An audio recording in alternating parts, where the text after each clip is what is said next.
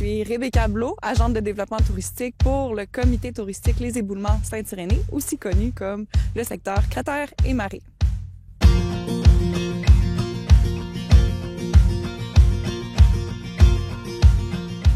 On est ici pour discuter du projet de la municipalité de Saint-Irénée qui vise à identifier un élément du patrimoine immatériel présent sur son territoire.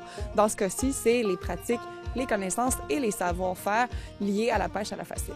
En fait, ça provient d'une demande d'un comité de citoyens qui s'est formé, qui inclut les porteurs de tradition, c'est-à-dire à Saint-Irénée, c'est les Gautiers à L'Anse-au-Sac, qui font partie de ce comité de citoyens-là qui ont voulu travailler pour préserver la pêche à la fascine. Actuellement, dans la région de Charlevoix, il en reste seulement deux. C'est celle à Saint-Irénée de L'Anse-au-Sac et celle à l'île aux Coudes de la famille Mailloux. La municipalité de l'île aux Coudes fait exactement la même procédure actuellement avec la municipalité de Saint-Irénée. Donc, c'est une démarche qui se veut régionale parce que les deux dernières pêches à la fascine présentes sur le territoire, c'est ces deux-là. C'est les deux dernières. Les deux municipalités, par la loi sur le patrimoine culturel du Québec, ont la possibilité d'octroyer un statut légal à des pratiques, des connaissances, des savoir-faire. Donc, c'est vraiment dans la procédure légale que la municipalité peut faire ça.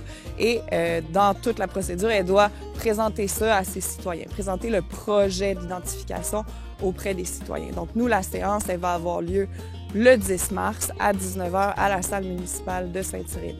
Et du côté de l'île aux Coudes, c'est le 4 avril. Le projet est vraiment né à Saint-Irénée. C'est vraiment un groupe de citoyens accompagné de Julie Gauthier, qui est la pêcheuse, qui est notre porteur de tradition localement, qui ont entamé la démarche, qui ont approché les MRC, qui ont approché la municipalité, puis le comité touristique qui est venu se greffer à ça. Donc, c'est vraiment eux, là, c'est là que ça a commencé, le projet d'identification. Puis en discutant, on a voulu joindre l'île aux Coudes pour faire vraiment un projet régional. La pêche à la fascine, c'est un élément du patrimoine de Charlevoix. Ça faisait partie des paysages côtiers de la région, beaucoup dans les années 1800. Il y en avait des centaines partout au Québec. Et puis, tranquillement, elles ont disparu du paysage. Comme j'ai dit, en ce moment, il en reste juste deux. Et puis, c'est dans les années 60 qu'il y a eu la politique gouvernementale des pêches où on favorisait vraiment la pêche industrielle, la pêche commerciale et la pêche de masse. Donc, ce que le gouvernement a tenté de faire, c'est de racheter les permis de tous les pêcheurs parce qu'il qualifiait la pêche à la fascine comme étant une pêche qui était non productive, qui était pas suffisamment efficace. Mais c'est normal, là, vis-à-vis de la pêche industrielle, évidemment, les politiques n'étaient pas adaptées pour ce type de pêche traditionnelle-là. Dans les années 60, ils ont racheté les permis des pêcheurs et puis il y en a deux dans la région qui ont refusé.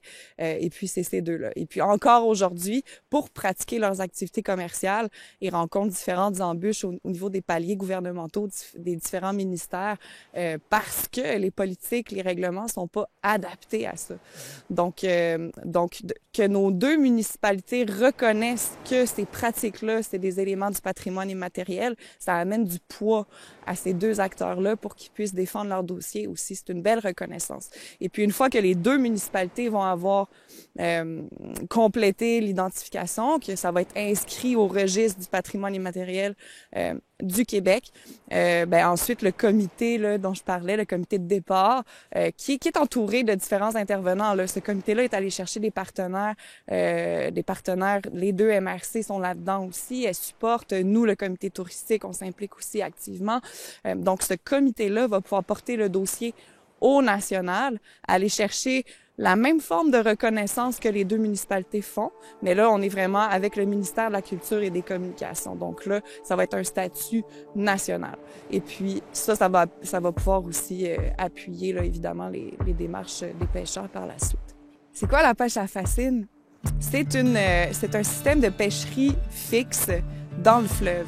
Donc, une pêcherie fixe, c'est quoi? C'est vraiment une infrastructure qu'on vient installer dans le fleuve. Dans le cas qui nous intéresse, c'est des pieux avec des filets qui font une espèce de cage. Et puis, on vient installer ça dans la zone intertidale du fleuve, c'est-à-dire la zone entre la marée basse et la marée haute. Donc, le principe est relativement simple.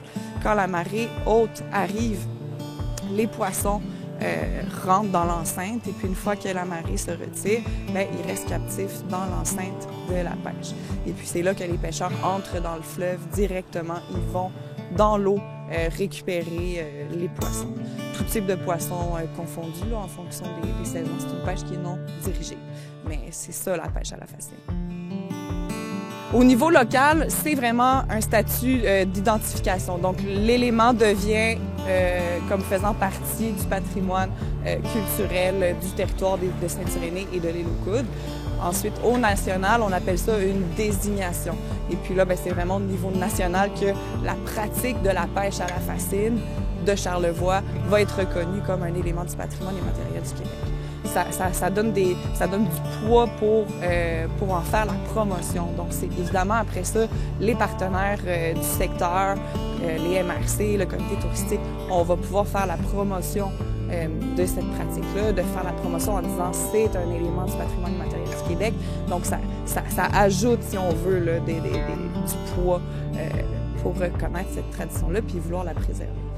Premièrement, c'est une pratique qui est beaucoup moins destructive de l'environnement que la pêche commerciale. Mais c'est aussi une pratique, c'est un circuit court, hein? C'est des petites pêches familiales que les citoyens viennent acheter, que la communauté de Charlevoix vient acheter, vient se procurer. Donc, on est dans le circuit court, on favorise l'achat local, on favorise une pêche qui est plus en accord avec les changements climatiques et tout ça. Donc oui, il y a ça nous donne plein de leviers après pour mettre en œuvre des actions pour la préserver et la protéger.